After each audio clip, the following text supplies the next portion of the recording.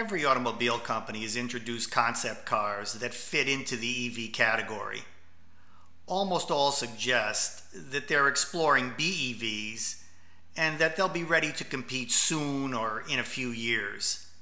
Most have hybrids on the market now, and more than a few also field BEVs and PHEVs. In this final mini course in the EV architecture sequence, we'll look at a few examples of actual production vehicles that reflect the EV architectures we've discussed in earlier courses in this sequence. Let's get started. Today, BEVs fall into two categories: cars that have a range above 200 miles and are capable of long-distance travel. The only representative example is the Tesla Model S.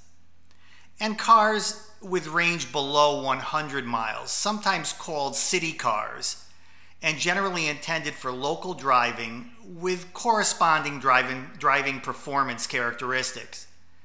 Examples in the city car category include the Nissan Leaf, the Volkswagen e-Golf, the Ford Focus Electric, the Mitsubishi Mini EV, the BMW i3 without its range extender, and the Fiat 500e. With the exception of Tesla Motors, manufacturers seem to have relegated BEVs to city car status by virtue of the limited range of their offering and their relatively tame performance. Although a number of premium car makers have claimed that they're building cars to compete with the Model S, none has yet to be introduced. The series hybrid is an interesting architecture, but it has few representative examples that are for sale in the United States. The GM EV1, now long defunct, was the star of the movie Who Killed the Electric Car. It was an experimental vehicle offered for lease by GM and then recalled from the market.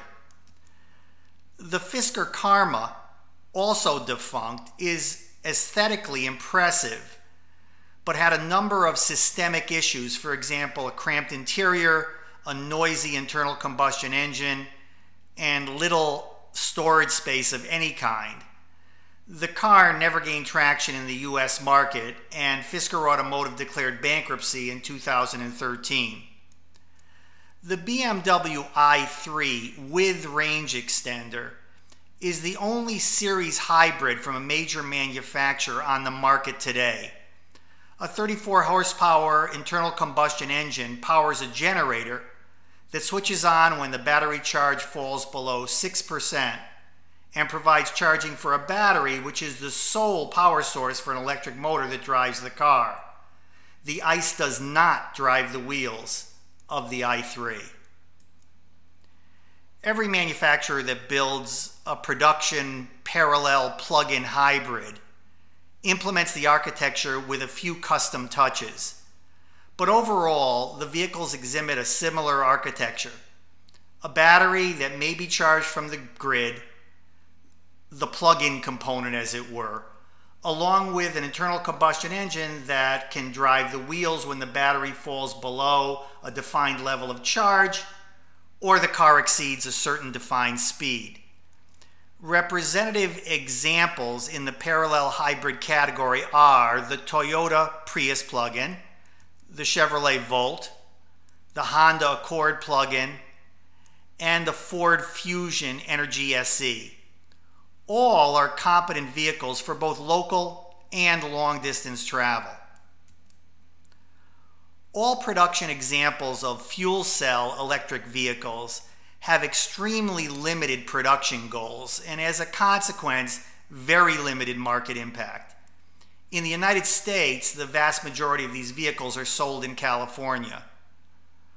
All three production examples, the Toyota Mirai, the Honda FCX Clarity, and the Hyundai Tucson fuel cell, are hydrogen-powered vehicles that use the technology described in the EVU mini course EV310. To summarize, Production versions of BEVs and PHEVs are now quite common and are offered by most, but not all, major automobile manufacturers. Each exhibits one of the EV architectures we discussed in previous mini-courses. This brings us to the end of our sequence on EV architecture.